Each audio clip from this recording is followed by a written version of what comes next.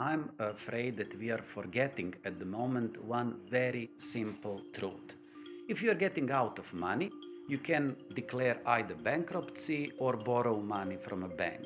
However, if we lost one single species, there is no, at least our current knowledge, any planet from which we can borrow that species. Therefore, biodiversity protection is rather important for our green and economic growth.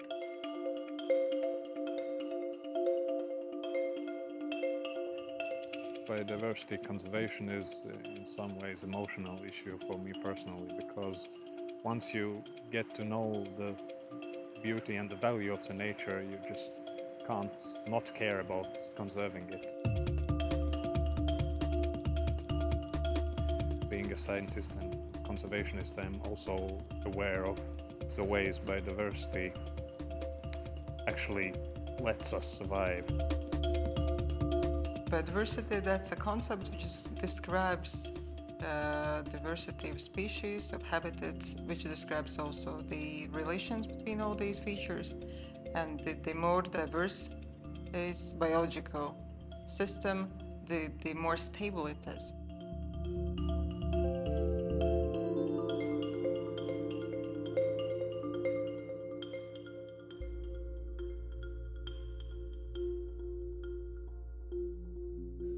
The term of green infrastructure is a quite recent term coming from different parts, but now has been taken by the European Union as the aim of the policy for the next year. And this means that all the open areas, not only protected areas, not only nice, beautiful areas, but all the open areas must be taken into account in terms of being planned and managed to deliver the highest ecosystem services they can deliver. Right now, the European Union, in its strategy for 2020 for conserving biodiversity, uh, there are several targets and action referring to green infrastructure. So, from mapping ecosystem services, defining where it's the green infrastructure, what's the role in each region of Europe, and then with recommendations for how to plan, manage, and restore ecosystems to increase these ecosystem services. So each local, each region, each state member must take these recommendations into account and apply it to create and to manage properly this green infrastructure.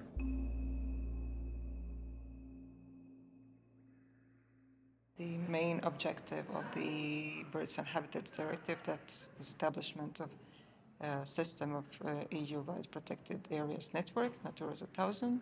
That is the largest terrestrial network of the protected areas in the world. It covers more than 20% of the EU territory, and that is actually really big achievement. The environmental standards in the EU are very high to protect our people.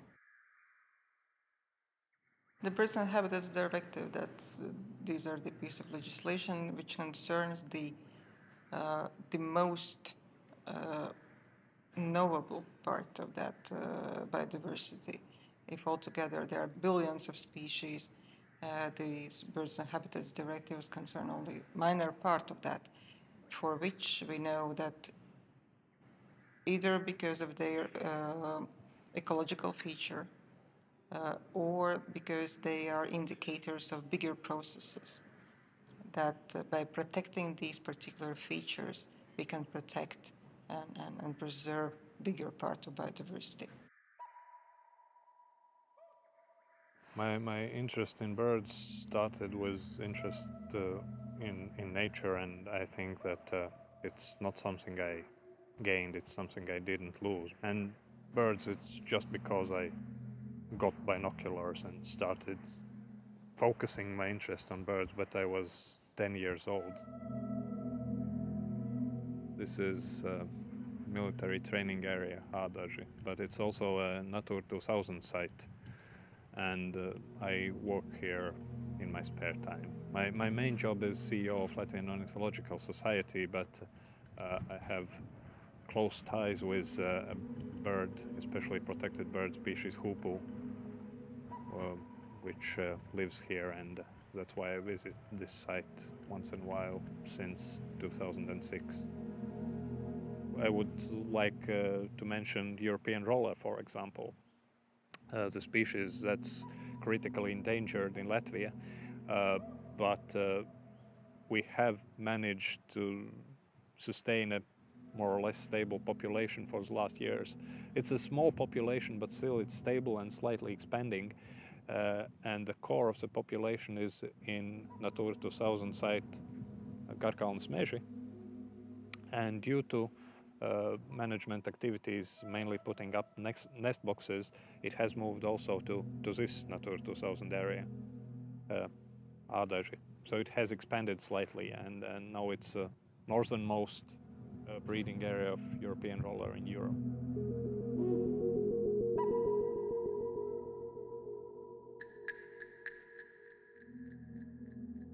We can compare that biological diversity as a foundation of our life, and the more stable is foundation, the more stable is our life. That's why it is important to keep that foundation very stable and secure and diverse, because we are not aware of all relations between different features of that foundation, and we don't know how disappearance of one particular feature will influence all this system.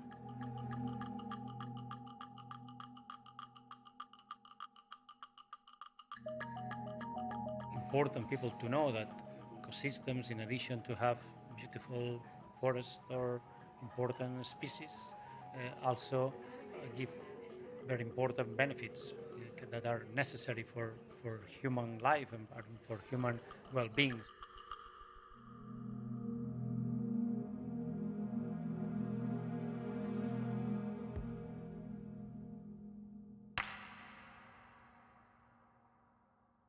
Sāku es ļoti saulaicīgi, bija 1988. gads, kad sāku pirmās cirsmas zāģēt jauniem zemniekiem. Un pēc tam es sāku nodarboties ar mežsaimniecību nopietnāk, sāku pirkt meža īpašums. Un šobrīd es sapircis nepilns 1000 hektārus. Agro vēl, ja mēs strādājam tikai ar karcetēm, tad izveidojās tāds mežs, kas ir kā pakāpieniem. Tad viens pavisam mazs, tad nākošais pakāpiens vēl daudz lielāks, ja? Un tad pavisam liels 3-4 paņēmienos. Ilgspējīga mežsaimniecība ir meža apsaimniekošana, kur vienlīdz prioritāri tiek apvienotas ekonomiskās vajadzības ar vides un sociāliem labumiem. Mežsaimniecībai ir jābūt maksimāli elastīgākai, pieņemot, ka tas arī palīdzēs arī dažādām sugām pielāgoties apstākļiem, gan arī pašam meža īpašniekam ļaus labāk, varbūt, ātrāk reaģēt uz kaut kādām pārmaiņām. Nocirst mežu jau paspēt vienmēr var, tā nav problēma. Mežs strādā tad, kad nebojājat zemesardzi, ja, vai bojājat maksimāli maz. Protams, atstāt arī kādu koku jau kā ekoloģiskai nākotnē, kurš šobrīd vēl nav ekoloģisks koks, bet kur es pieņemu, ka viņš varētu būt, ja, tātad tās varētu būt kāda apsa vai pārauga segli vai bērs kāds vecāks, ja, kuram šobrīd ir maza ekonomiskā vērtība.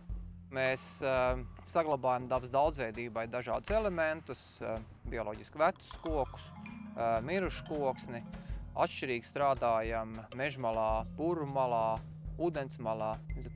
Dažādi, var teikt, šīs prasības, kā strādāt vidē draudzīgi mežā. Šeit stāv brīnišķīgs koks. Tur jau zemes vai dzilna sakaušas caurumus, bet man viņš kā mežsaimniekam ekonomiskā vērtība viņam nav 0. Es drīzāk cieši zaudējums, ja es viņu būtu nozāģējis.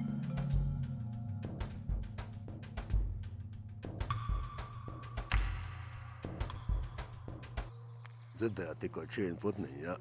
Tātad, ja es strādāju šādiem paņēmieniem, tad tā bioloģiskā daudzveidība droši vien, ka paliek mežā, ja ne mazāk, tad drīzāk vairāk.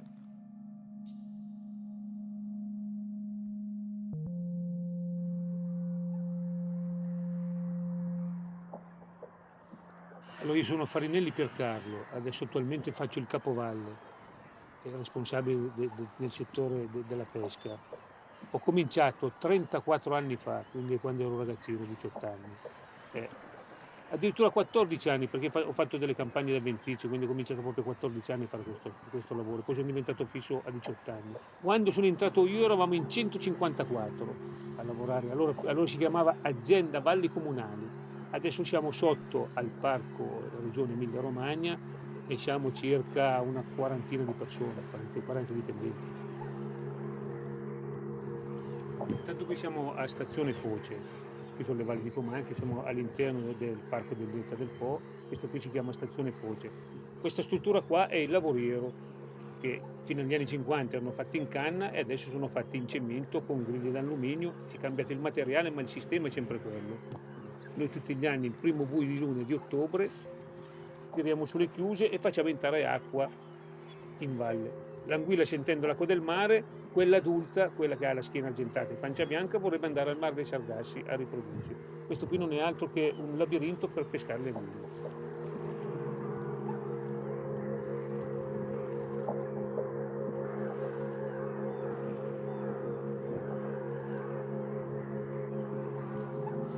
Prima si pescavano molte anguille, adesso l'anguilla è calata circa il 90%, però si pescano altri pesci, perché prima c'erano tante anguille e c'erano pochi sardoncini e gamberetti. Adesso si pescano poche anguille e peschiamo più gamberetti e sardoncini, che erano quelli che venivano mangiate dalle anguille. Quindi c'è questa biodiversità. È cambiato il clima. Prima non avevamo i fenicotteri, adesso è da 15 anni che abbiamo i fenicotteri.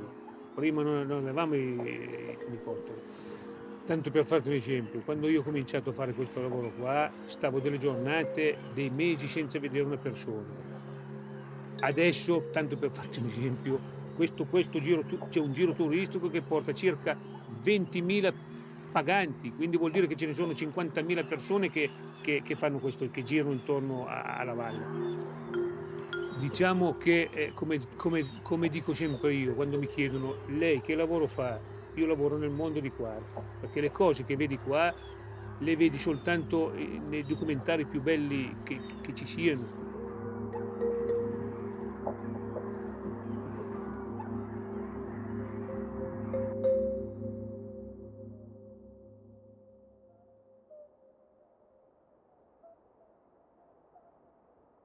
The most significant challenges are caused by those invasive plant species which covers the natural habitats. There are several invasive species which covers the grassland area, provide shadows, and in this manner they create a different type of microclimate which is really harmful for the local plant communities.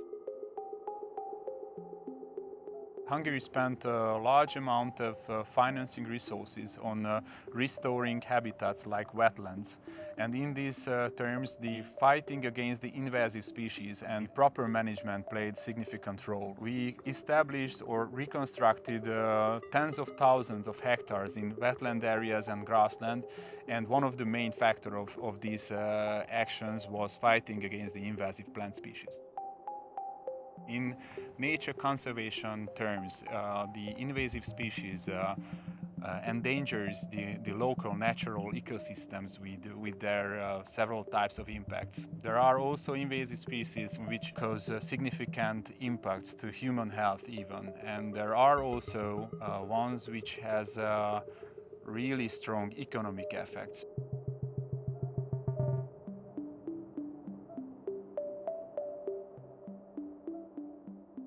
These species need intensive management from terms of nature conservation. Once they have to eliminate from the area, mainly with grazing with local breeds. In terms of human health, just like the ragweed, which is one of the most important invasive species causing asthmatic symptoms to approximately 20% of the Hungarian population. So it's a crucial point of the human health.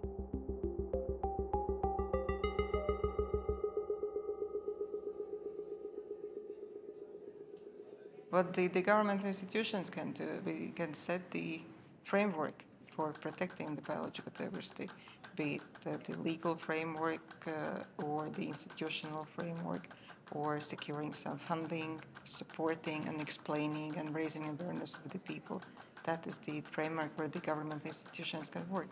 In the sphere I'm working in, it's usually the NGOs providing the data, providing the expertise on necessary instruments for nature conservation, and the help we get from European Commission is that they are understanding and they see our priorities in the context of overall priorities for development, but I guess it's us who are setting the pace in nature conservation. The role of individuals is very important, firstly because you are a political individual, so you can really influence decision makers with your individual actions. But in addition to this, your way of performing your life in terms of what you eat, use of water, waste production, day-to-day life is really very important in terms of what's your impact, positive or negative, to this green infrastructure and ecosystem services. The GreenInfraNet project that we are involved is an example from different regions of Europe of concrete actions that already being done, examples of protection, of restoration, of changing of management that are really improving ecosystem services and strengthening this green infrastructure.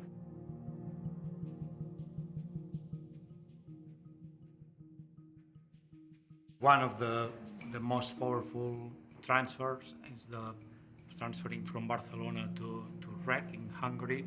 Our GIS scheme for land analysis are planning. We held 2 meetings already. We are now in the 3rd meeting of the transfer, and what we are trying is to explain our approach for including natural databases, natural information about natural values into spatial planning. We have around 12 years experience in the region of Barcelona, and REC is taking the main ideas, the main approaches, and trying to develop in Hungary, taking their own databases about natural values and using for spatial planning. We found a common language with the Barcelona colleagues, and then we found a more or less common set of expert groups. So it was easy to have a dialogue with the colleagues from the Barcelona, and this was the more important factor of our success. And the other is that we face with the similar problems. We both try to protect the open areas, the areas with significant natural values. We in the REC do consider that there is no proper biodiversity protection without cross-sectorial approach. Therefore, we are trying to mobilize representatives and stakeholders from various sectors.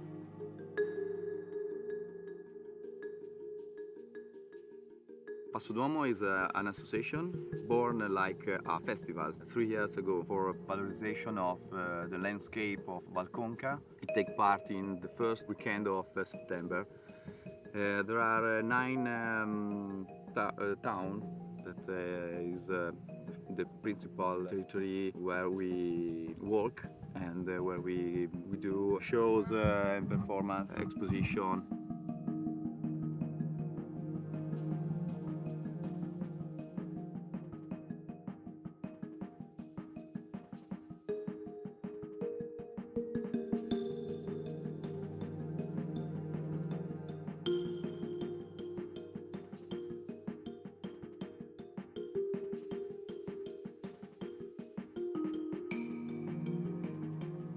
The idea of the Passo d'Uomo festival, it was a very good approach to do something useful to keep the nature, to keep your tradition, and the other very good practices of spatial planning of the territory. It was very important also. This kind of activities will be are almost transferred. Last year, the same month of September, we came to Emilia-Romagna because we wanted to implement their, on a small scale, of course, their project. The people of ICM are going to benefit a lot. this is very important collaboration because nature doesn't stop in my country, on my border, or in your border. The nature is for everyone, for whole Europe and whole world. And this is why without international collaboration, it's not possible to have this nature clean and for the next generations. The transfer of good practices between partners will ensure the sustainability of the results achieved. In addition, the establishment of the European Network for Green Infrastructure Knowledge and Experience will enable stakeholders across Europe to share their project achievements and continue cooperation after the end of the GreenInfraNet project. The last output will have the most far-reaching impact if it is accompanied by continuing communication with existing stakeholders and the expansion of new and valuable contacts in the future. The advice would be to work together, even it's sometimes difficult to understand each other, but this is the key point of the following process. Biodiversity protection is not just expenditure, it's not just the cost. That's the best way how we can do the savings for our bright future.